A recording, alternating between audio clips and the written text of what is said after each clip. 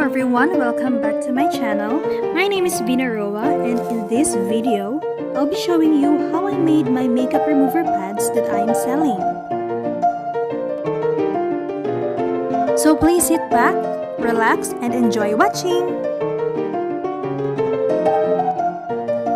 If you are new to my channel, please don't forget to subscribe and click the notification bell button to notify you of my new uploaded videos.